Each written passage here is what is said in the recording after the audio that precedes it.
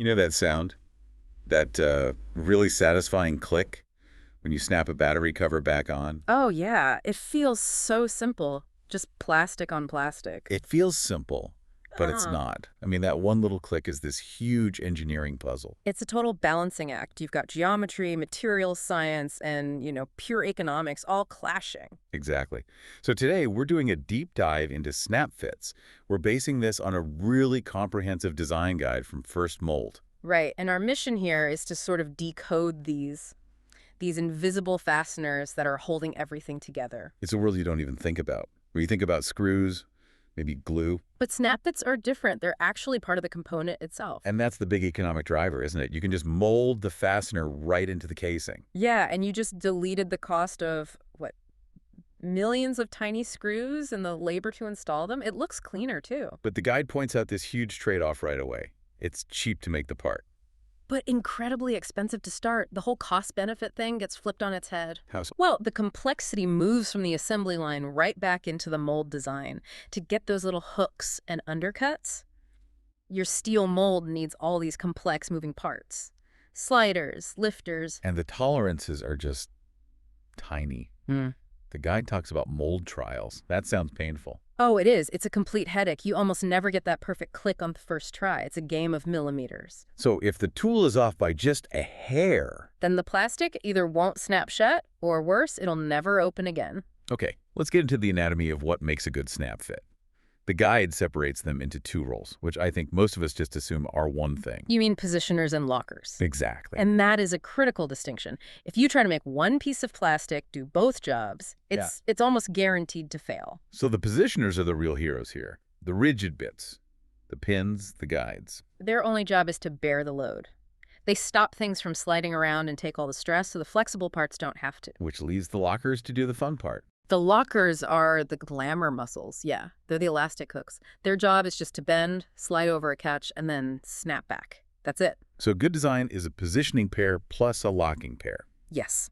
If your hook is also bearing the main weight, it's just a bad design.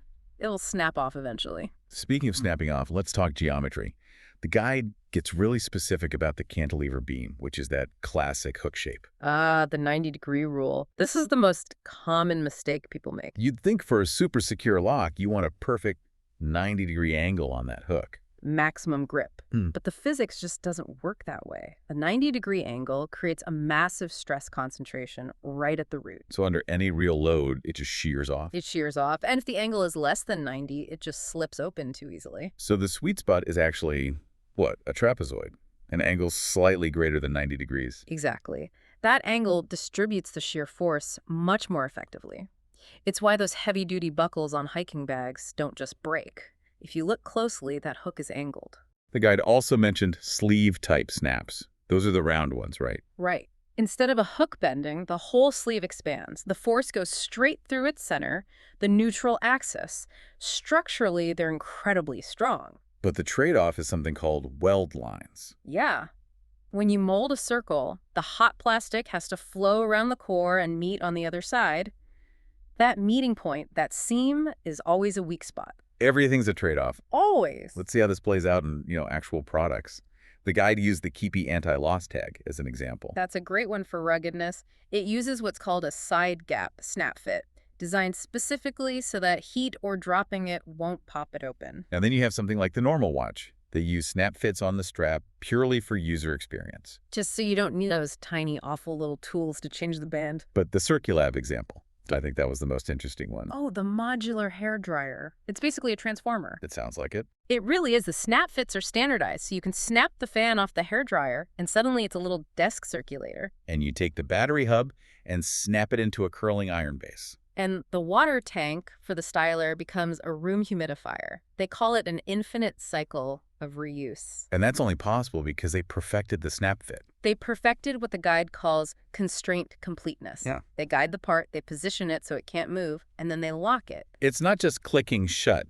It's this whole choreographed assembly coordination. Absolutely. So next time you hear that click, maybe take a closer look. You should ask yourself, is this snap meant to be opened again? A detachable snap?